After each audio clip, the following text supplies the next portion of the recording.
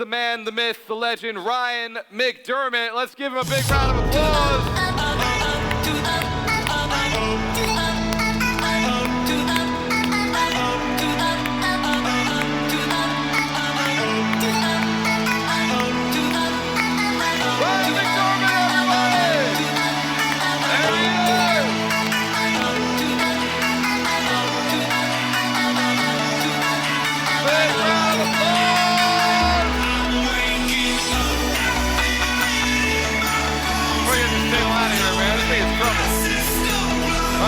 Go kill him. I mean, don't kill him though.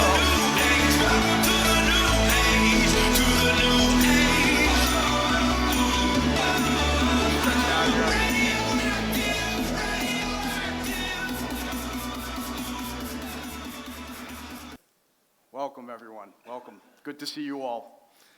Although these lights are pretty blinding, I got to tell you, this is like almost like a literal metaphor for shiny object syndrome, looking at a shiny object right now. But no, it's good to see everybody in person, and I want to get into it. And the topic of my speech changed.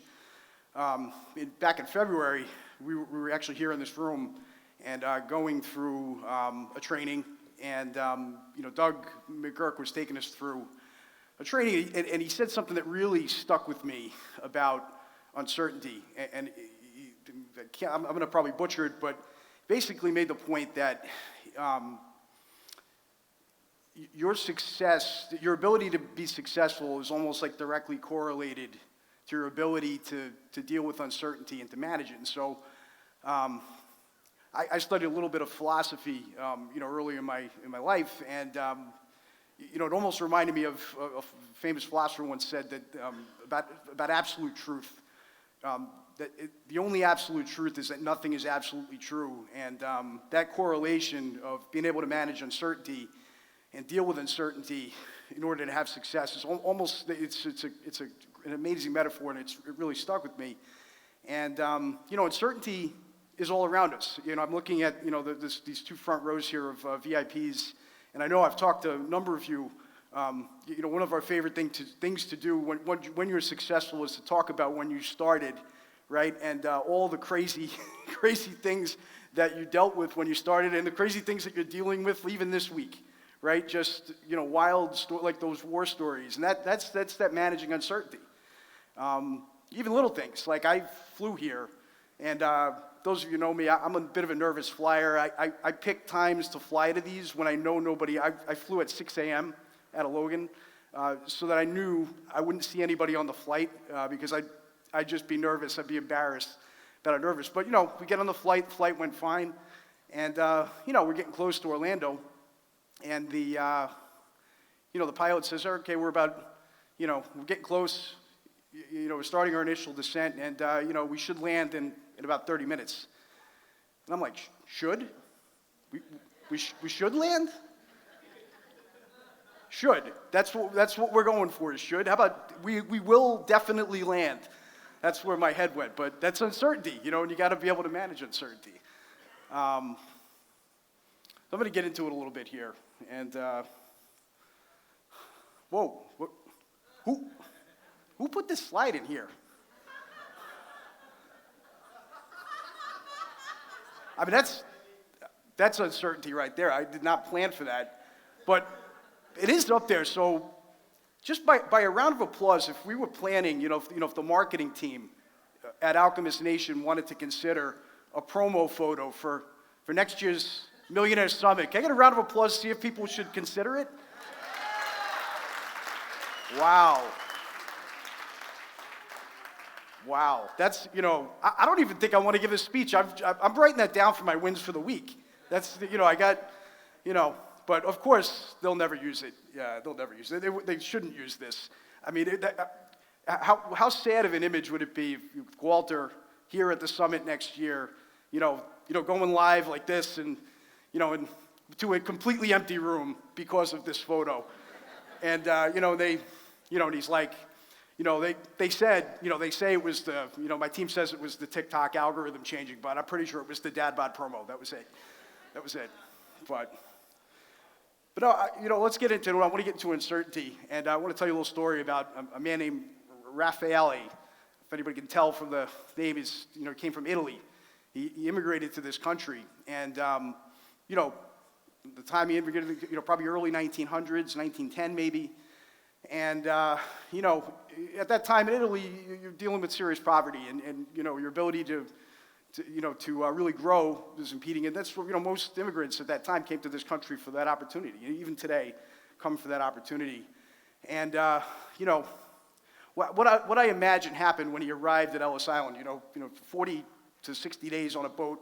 He came and he's been planning for this, 60 days. And and he's walking up and he's getting himself together. Let's pull this thing off.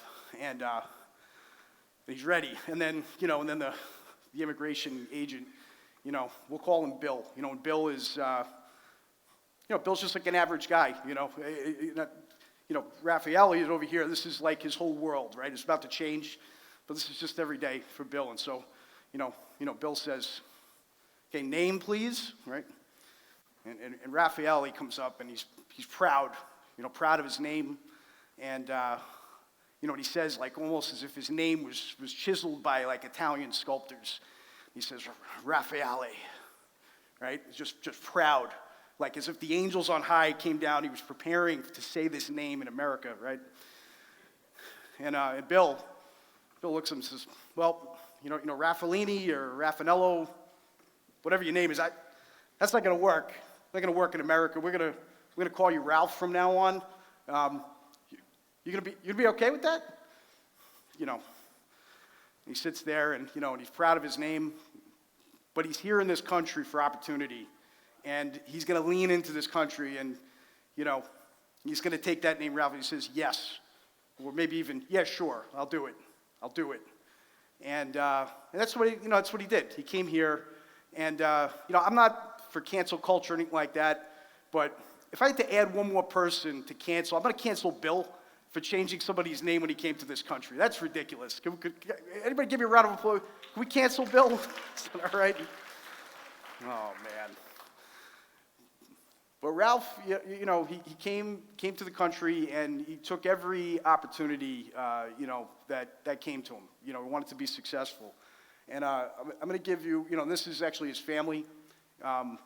Ralph's family, and he met his wife when he came to the country, also an Italian immigrant named Anella, and they raised a young family.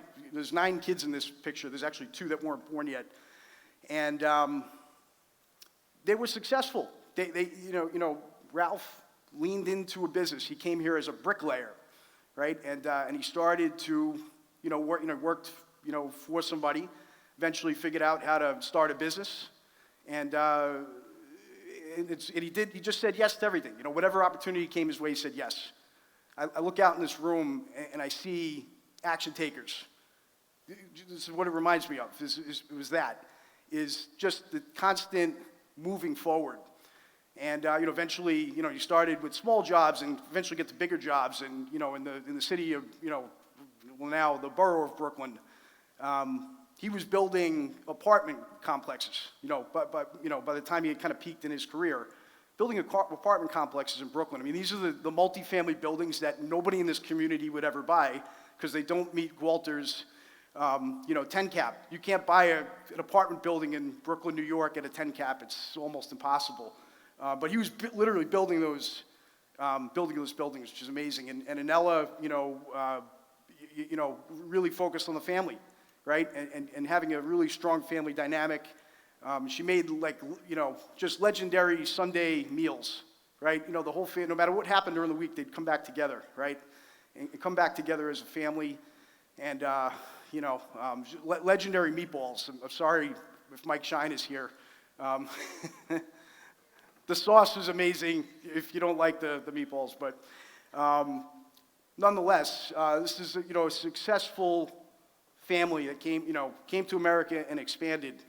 And I'm going to, kind of take you to another person. This guy here holding he's like kind of holding this thing, working on a railroad. This is another immigrant, came from Ireland, and his name's Michael.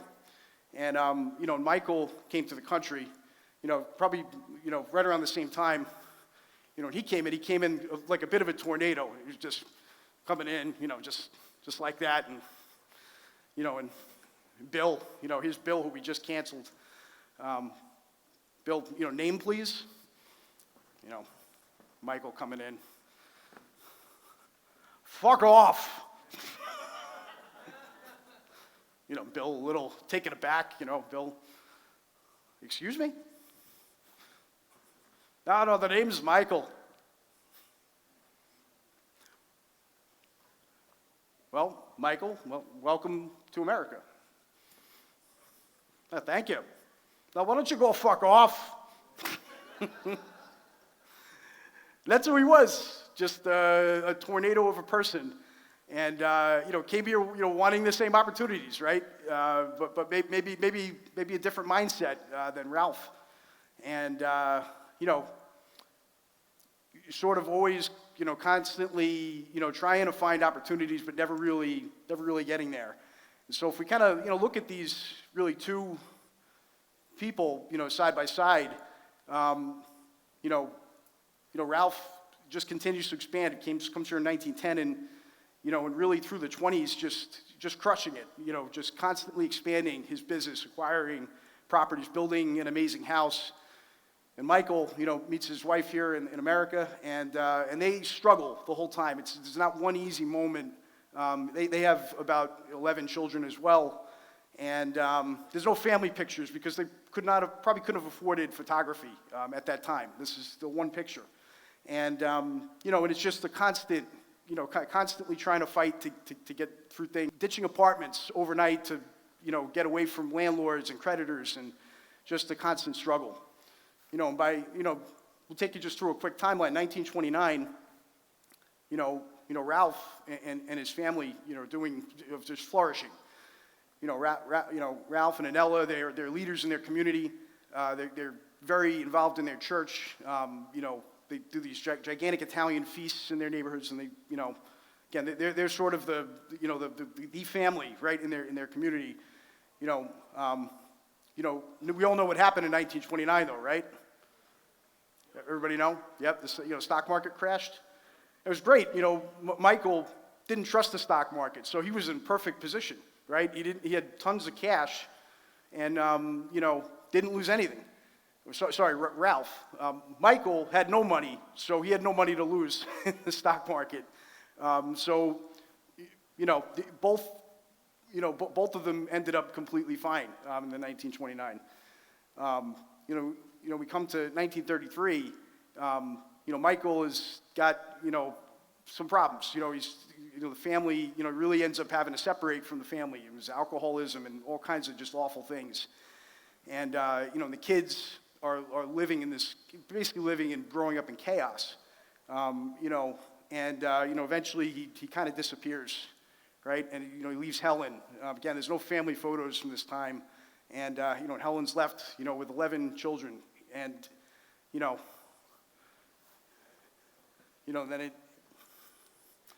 1933, Ralph, again, very, very successful. He's gotten to the point where during the Depression, people were struggling, but he has cash. He's lending money. He's lending money to people to kind of keep them going. But then he goes to work one day, and when Anella gets a call, that he had a serious injury, and maybe about a week or two later, he's gone. He's gone. He's got 11 children, a successful business, and it became very evident very quickly that there really was not much of a plan for that. He had planned to continue to expand his business, but he didn't have a plan for when he wasn't there and what would happen. You understand? By 1935, this family, of 11 children and one mother, were basically destitute. Had lost everything. The house that they built had to go. The loans that they made You know, it was the Depression. People didn't pay them back.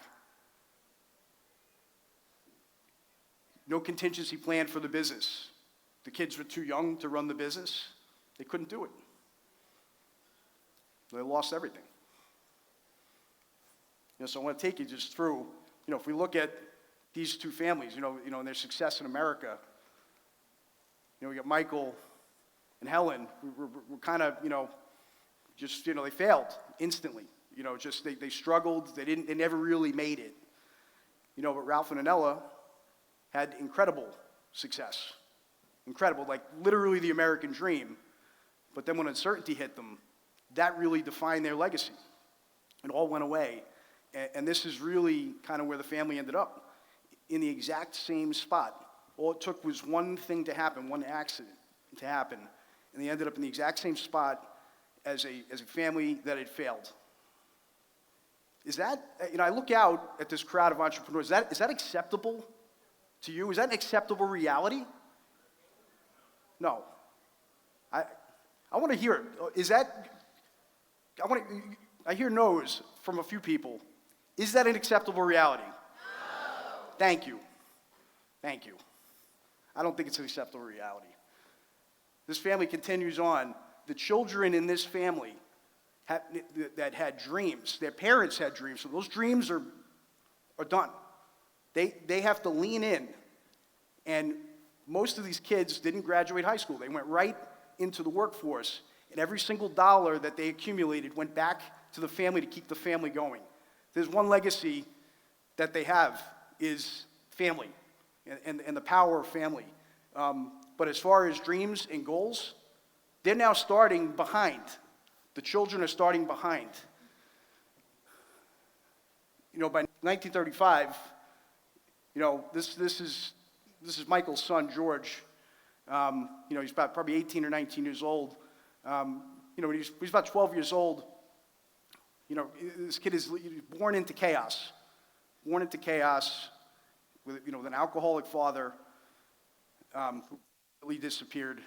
And he decides at the age of 12, he gets an opportunity to, living in the Bronx, and anybody remember the San Francisco Giants? They used to be the New York Giants, right? And one of his friends is a bat boy for the Giants, and you know, somebody fell out sick, and he brought him to be the bat boy for a Giants-Cardinals game, and he, you know, he got to do this. So, you know, he's around all these Major League Baseball players and coaches, and he, you know, when he sees, you know, he's about 12 years old. You know, his adult, you know, mentors, you know, his parents are just kind of failures, and he's around and sees success, and it makes him feel good.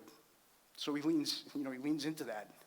And, you know, so he makes a decision. He's probably about 12 or 13, that he's going to lean into being a good person, right? And he's going to rebel against his father by going to church and studying. Who has teenagers here? Wouldn't you love it if they rebelled that way? That'd be amazing. I just want my teenagers to clean their rooms. That's it. But, you know, and he leans into team sports, and, you know, and anything he could be around people and mentors that could maybe guide him in a better way, he leans into.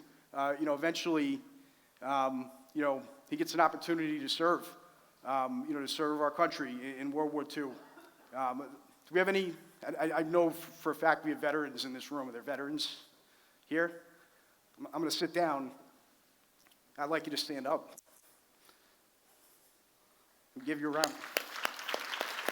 Give them a round of applause. Thank you.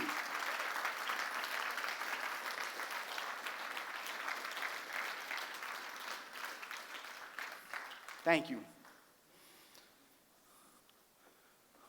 But you know, you go the smallest child in that Ralph and Anella picture, and one sitting on her mother's lap. You know, probably about 7 or 8 years old when Ralph died. And, you know, when she got to, you know, around, you know, 12, 13 years old, probably the same age as George, she was sewing. You know, her mother took on sewing jobs to be able to make money, and she sewed constantly. constantly. Built up like the dexterity in her fingers, just incredible. And, by 1942, right around the same time, our country was, preparing to likely enter into a war.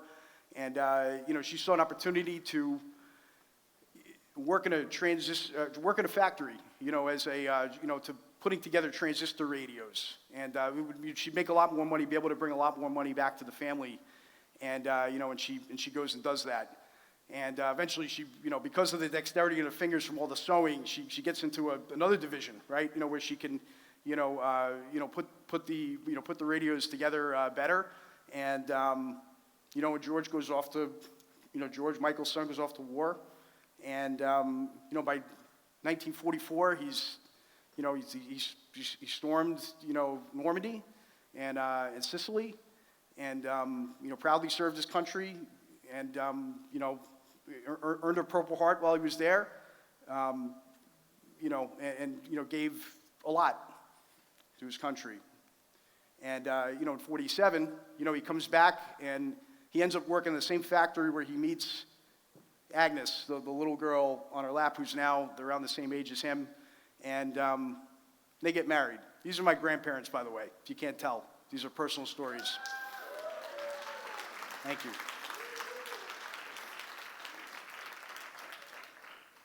So these are hard-working people, right? They've been working hard since they're children. And, and they see the mistakes that their parents made, right? Just not leaning into things or being unprepared, the lack of preparedness. So they make decisions differently. They're not entrepreneurial people, they're workers. And, but they make wise choices with their money, and they make wise choices with things like insurance. And, 1949, they have their first child, and, eventually they have 3 children. And, and they want the dreams that they had to give up as children, they want for their kids. They want them to be successful. And, and they do that. They every little opportunity they could to make a little bit of extra money, to give them something that their kids didn't have, they did it. They went and did it. And, you go by 1960, this is what the family looks like. And, and they're a solid middle-class family. They're not wealthy, but they're okay. They've saved up a little bit of money to buy a house. They own property now. Again, they would have never been invited to come speak at an event like this. They probably never would have thought to attend an event like this. But their gift is stability. They want stability for their children so that they don't have to deal with the things that they dealt with as children. By 1963, so if we kind of come back to this little chart and we go success, by generation, we got Michael and Helen, again, who failed. We got Ralph and Anella, who were incredibly successful, but really kind of ended up in the same spot. George and Agnes, their children, they start off, they start off because of that uncertainty transfers to their generation. And so they have to start off there, right? And so they're increasing the whole time. Again, being middle-class people, you don't really ever feel like you're rich or you're getting anywhere. But they're increasing the entire time, and they get here, right? They get here. So, I guess the point is, uncertainty transfers into that next generation. And again, we agreed affirmatively that is not, putting our families in that way, that's not acceptable. And they eventually kind of rise out of there. And, that cost of not being prepared really sets that generation back. And that's just, again, just something I want to point out. I'm going to go deeper into that. And this is, Walter's going to love this because this is an update on, he had said in my little introduction that I lost $600,000, right? Yep. And, and I didn't have $600,000 to lose when I was 26, but I'm going to take you just through a quick update on those numbers. There's updated numbers here. Is when I was 26 years old, my wife and I, we didn't want to pay rent anymore. Everybody older than us told us to buy property and to stop paying rent. So we bought a condo. Purchase price was $305,000. We took our $40,000 that we had spent the last couple of years saving, and our mortgage was $265,000. This is the view.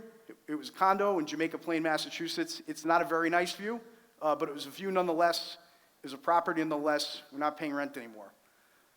In 2022, we still own this property today. We're actually rehabbing it to sell it if we can, and the value is probably about $600,000 conservatively. Mortgage remains about $125,000. Our equity is $475,000. Is that pretty good? $475,000? That's a nice part of my net worth, right? But in this distance, I just circled it with a yellow magnifying glass. It's probably a little small. Can anybody tell what that is? Yeah, it's a multifamily property. Yeah, this multifamily property sold the exact same week that we bought this condo. And the person who bought it for $525,000, so a little bit more money. We could have afforded it. If we had used our $40,000 down payment, we would have had a mortgage of about $485,000. And, it would have been stressful, to have that extra mortgage, but we would have had rent coming in, right, to help us pay that mortgage and maybe even then some. In 2022, that property is increased in value from the last time I did this. It's worth $1.5 million. Assuming we paid our mortgage down, we'd have equity of almost $1.3 million. And when you subtract those numbers, that's how you get it's not $600,000 anymore, it's $805,000. That's so I didn't have $600,000 or $800,000 to lose at 26, but I lost it in transactional opportunity costs. That's just quick math, right? But what I want to talk about, I just had on the last slide, is the opportunity cost of like generational decisions, the opportunity cost of humans. We'll just use Agnes as an example, the little girl sitting on her mother's lap. Ultimately, she had a childhood dream of becoming a nurse. But her father dies, no life insurance and really no plan, and kind of has to give that up, right? We know a little bit of the story. She kind of opts out of high school at 16 to get a certificate program so that she can go work in a factory to make a little bit more money for the family. She literally before Gary Vee made side hustles popular, she was doing side hustles when she was married, being a seamstress and sewing. And then finally, when her children are old enough, when they get out of the house, she starts to try to pursue her dream, but she doesn't have the education. You have to be educated to be a nurse. You have to, have some college. You have to be able to pass different exams. She doesn't have any of that. She doesn't even have a high school degree, really. So she becomes a nurse's aide. And, there's no disrespect to nurse's aide. My wife is a nurse. Nurse's aides actually do most of the work. That's what most people will tell you. And she becomes a nurse's aide. That's, her little way of trying to pursue a little bit of her dream. And, she, at one point, towards the late 70s, right around when she retired, she becomes the Coney Island Hospital of the Year. Anybody know where Coney Island is? Yep. It's kind of a legendary section of Brooklyn, New York. And she becomes Employee of the Year. Now, I want you to put this in perspective. A hospital like Coney Island Hospital probably has about 5,000 to 7,000 employees at this hospital. There's doctors, there's executives, it's the CEO of the hospital. You've got HR people, you've got nurses and PAs. And nurse's aide is like pretty low on the totem pole. And, she became Employee of the Year. So the question I would ask you is, what could Agnes have done had she been properly educated? That's the question. She was able to become Employee of the Year. She could have run this hospital, probably. But let's just put some numbers to it. So a nurse's aide in today's dollars makes about $35,000 a year. She, again, we're not going to say she became the CEO. She wanted to be a nurse. Let's say the highest level you can get to as a nurse is to become the chief nursing officer of a hospital. That average income is about $350,000, a big difference. So the financial cost of her father's decision not to be prepared really cost her about $6.3 million. If we take that difference, 350 minus 35, and you multiply that over 20 years, that's $6.3 million. It's a lot more than the $805,000 from making a transactional mistake. And if she had taken some of that money and saved it and just invested it and, made 8% on her money, which is pretty run-of-the-mill, she had another $3.5 million of net worth. I mean, that's serious opportunity cost. This is the cost to society. I mean, who knows? Had she been properly educated, what new innovation she could have brought to healthcare. We don't know. We'll never know what that will be. It's incalculable. She could have, more people could have been saved, right? What's been the cost of a dream? What's the cost of a dream to a child? It's priceless. You can't put a value on that. And that's what I like to call generational opportunity cost, which I would argue is far greater than any transaction we could ever make. So this family continues on. In 1963, their older son gets an opportunity to go to a private school. He gets a partial scholarship. He's got most of the tuition covered, but just even that little extra is hard for a middle-class family. It's hard. But they figure out ways to make sacrifices, and they send him. Because that's the opportunity that they want him to have and their younger siblings to have as well. In 1965, Agnes gets a call. George is a sanitation worker. He went to the civil service after the war, and he picked the safest job. He didn't become a police officer fighting crime, which is dangerous. He didn't become a firefighter. Thank God we have this police and firefighters. Thank you. You do the most dangerous jobs. He becomes a sanitation worker. And Agnes gets a call that he has an injury at work. It was a case of being in the wrong place at the wrong time. He was doing his route, and he accidentally walked into a robbery in progress. And one of those robbers, as they're getting away, stabs him in the stomach. And when they found him, he was within an inch of his life. And what went through Agnes's head, I'll never know. But I would imagine, the first is the welfare of her partner, right? And then maybe, what would happen to everything that they've built? Just as, the little bit that they had, what would happen to that? And then, the last question might have been, what's going to happen to my children? Are they going to have to make the same sacrifices that I had to make? When George finally came to, he reminded her that together, they planned. They were ready for this. He didn't die. If he died, there was life insurance in place. He didn't die. He was disabled, though. He could not go back and do that job, but he had a disability insurance plan that replaced his income. Replaced his income so that nothing would have to change. Schools wouldn't have to be left. Houses wouldn't have to be sold or lost, and they could just continue on with their life and recover until he can go back to work, and that's exactly what happened. And that's the power of planning.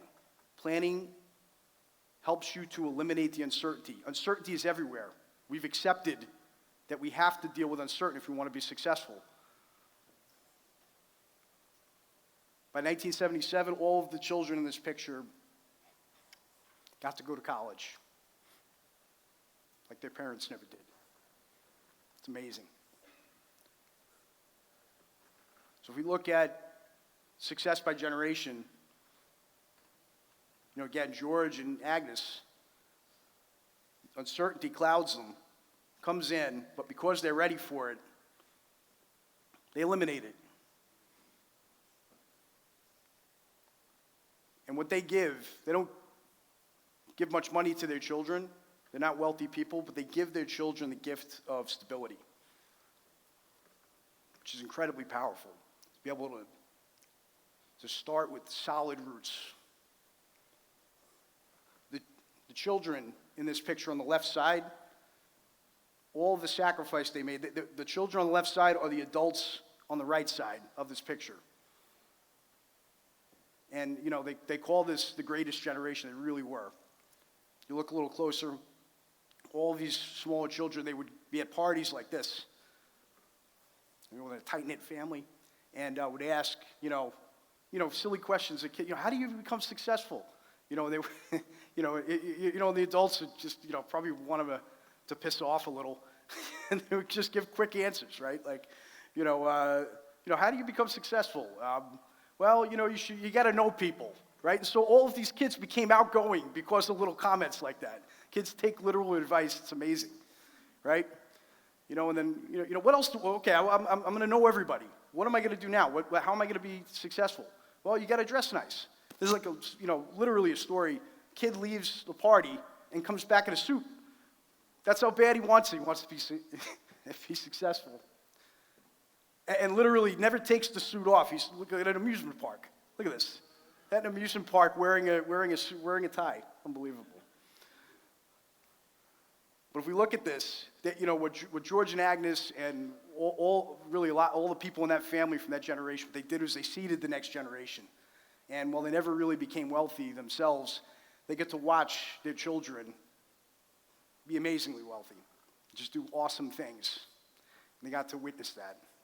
And when uncertainty came for them, they were taught. These were talked about. They were taught and they were ready for it because they were educated on it. And so they were able to eliminate it. Every single time uncertainty came, they would just continue to wealth stack like we just talked about and eliminate it.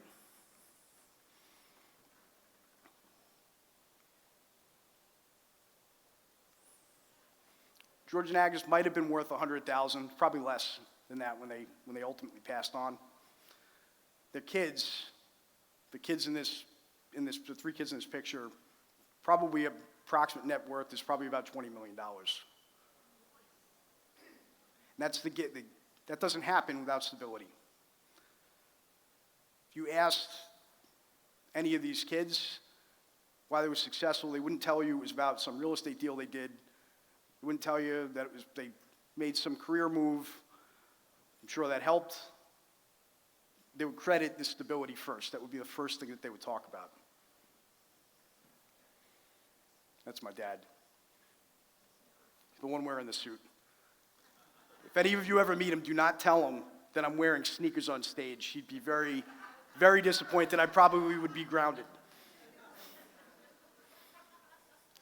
George and Agnes were not wealthy, but they're the heroes of the story. They created roots that allowed the next generation to grow. It's remarkable. If I could stress two things to you, it's the power of family. It's incalculable. For your blood family, the people sitting next to you. You're at this conference, you're making connections, that's your extended family. Lean into your family. And then the power of stability.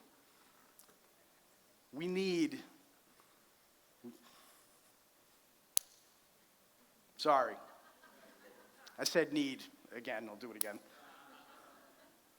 We will be stable. And when we're stable, we'll be successful. And so I want to, just make you a quick offer from me to you. This is a Grow Your Roots package. We can talk about this one-on-one with me. I'm going to help you analyze and fix your foundation, leverage your foundation for growth. Do you know that you could do that, with the insurance products? There's things that you can do that actually create wealth. And I want to show you things that you can do that you can set your kids up for success.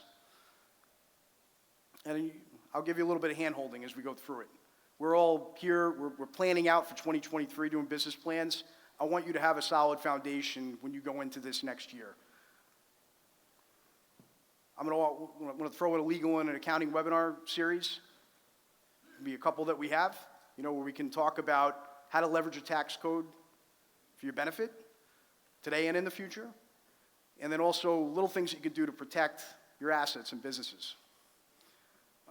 Free admission to Dividend Day. I'm inventing a holiday. Is that all right? I'm calling it Dividend Day. Some of the insurance products we use actually pay dividends to you when you're a policyholder. Anybody know that was possible? Yeah, a couple people. We'll get into that.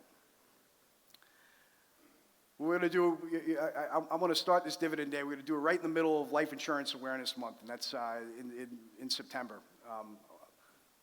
I'll send out more information about it. We'll do a little bit of training, a little bit of education, and we're going to celebrate, the continued progress of the increase in your net worth. Financial value to this, we went through it. This is millions of dollars at stake. The generational impact is priceless. Cost to you is $0. Just going to give it to you. That sound like a pretty good deal? Yeah. All right. But wait, there's more. I'm going to throw a little bonus in. We're right before dinner. I know everybody's hungry. I talked about meatballs earlier. I'm going to give you the family recipe for meatballs. What do you think about that? And Mike Shine, who's in the back, I'm just going to send you the sauce recipe. I'm not going to insult you with meat, okay? And look, I'm going to even do one of these things where I cross the price out, but it's already $0, so it's $0. That's it. And if you want to, no pressure or anything like that, but if you seriously want to take me up on this offer, it's completely free. You just hit that scan code, and it goes right into my calendar. You pick a time. I block my calendar for the next couple weeks, and I'd love to be a resource for you. I'd love to bring you a little bit of George and Agnes to all of the Raffaeles and the Raffaellas in this room that are expanding and growing, and I'd be excited to do it. Thank you.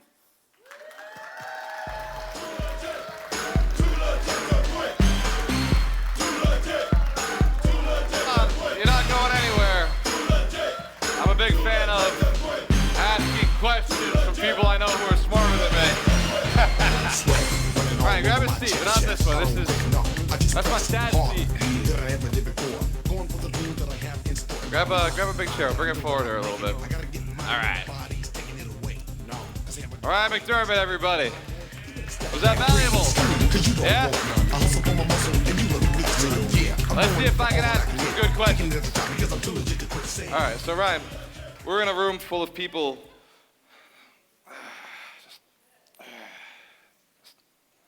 want to notice those sneakers. I went and did a sneaker change. As soon as Ryan was like, my dad would be pissed that I'm wearing sneakers and a suit, I was like, fuck, I gotta get sneakers. Awesome. I was gonna point out that I walked on stage with sneakers and a suit. Never done that in my life either. It's cool stuff. Who's getting some big value out of today already? I gotta warn you, we're not even close to done. We're gonna go to dinner in a little bit. Before we go to dinner, I wanna make sure that everybody is super clear that we're here to be millionaires. You commit, yes? Yes. Do you commit, yes? Yes. All right, so what Ryan shared with us is that with uncertainty, it helps to have stuff in place, yes? Yes. Stuff in place, all right, right. So there's some stuff that I know people don't have in place, and one of those things is, one, they don't have their 401k under control, is my guess. There's a good chance, who here does not have a self-directed 401k? Does not have a self-directed 401k.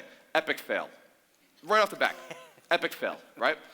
2, who doesn't have some sort of infinite banking system set up where you put your money in there, it earns, and then you get your money back. You can just use it and leverage it. Who doesn't have it? Does not have it. Okay, probably another fail, right? If you're sitting on a bunch of cash and it's not doing anything, that would be a fail not to have that cash implemented. What's another one? Let us see. I guarantee you that there's people in the room right now who have not started putting money aside for their college education for their kids. Like you talked about last year, you talked about this like plan, it's like a whole bunch of numbers and letters, and it like becomes tax-free storage for the kids. This is your big claim to fame in my mind, is that you were like, my grandmother paid for college, and like then she couldn't, and she wanted to, and then you wanted to pay for college for all your kids, but then it was generational paying for college. Who here gets that with a little bit of planning, you don't have to pay taxes anymore? Woohoo! Let's go. Do the rich like to pay taxes? No. To the right, like not paying taxes. Yes. All right, so you put a little thing up there for people to contact you. Yeah. I don't make any money from you contacting Ryan. Is that bad? Yes? It's honesty, right? So Ryan's offering that as just a way for you to reach out to him. He also didn't pay to be on the stage. Ryan is one of the people that I bring on the stage, just like all the other coaches that you're seeing here, who either I didn't pay them and they didn't pay me. Is that okay that that's how this stage operates? Yes? We said no to sponsors. We said no to people who are willing to pay to be on this stage. And we said no to people who are wanting to sell things to this room because I'm only selling one thing. What is the one thing I'm selling this weekend? Alchemist Mastery. And the reason I'm selling that is because it's the guaranteed way to build a millionaire. Assuming you follow all the steps and do all the things. That's my quotation underneath any guarantee I ever make. Yes? All right. So Ryan, if somebody wanted to right now implement, say they had, let's say, $100,000 net worth, and they wanted to implement very quickly the infinite banking system, but they only had like $25,000 in cash, would that be effective? I'm going to answer that really with a non-answer. I think that the first thing you need to be looking at is what I just talked about. You have to be looking at your base and making sure that you're ready for anything. The great thing about the infinite banking system is that it does incorporate life insurance, which is a big win. But you know, implementing it correctly really matters. It's from person to person. Understanding what your cash flow is in and out. Like, you know, if they had 100,000, 25,000 to put towards something like the infinite banking, what happens in year two? Are they big earners, or are they just starting out? Are they even employed right now? Might answer whether or not that you even started. So your answer is just like my answer on how do I become a millionaire. Let's have a conversation, right? Absolutely. Let's give Ryan McDermott a big round of applause. It's a good answer. Anybody who has a direct, you should do this, you should do this, you should do this, is probably not giving you advice. We grasp that? You've got to be able to find people, find mentors, find masterminds, find groups that you can connect with that are going to get you to the next level, that are paying attention to you.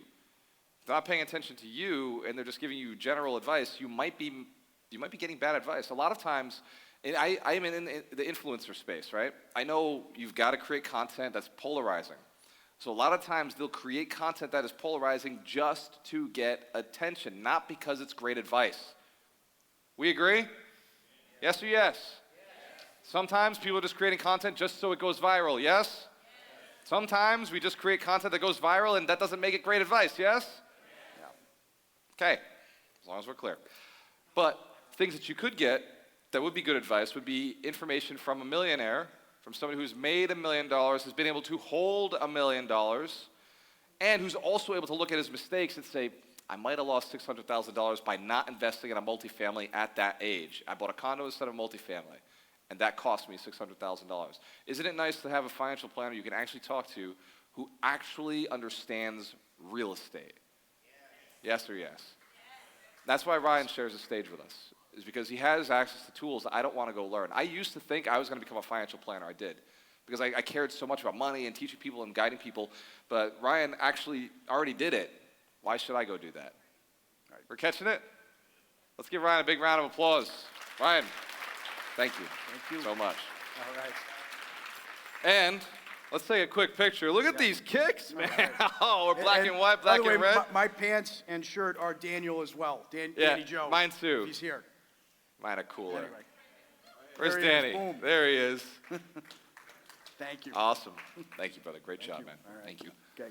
Let's give Ryan McDermott one more big round of applause. Come off this way. And where's my clicker, Ryan? It's right there. I got it.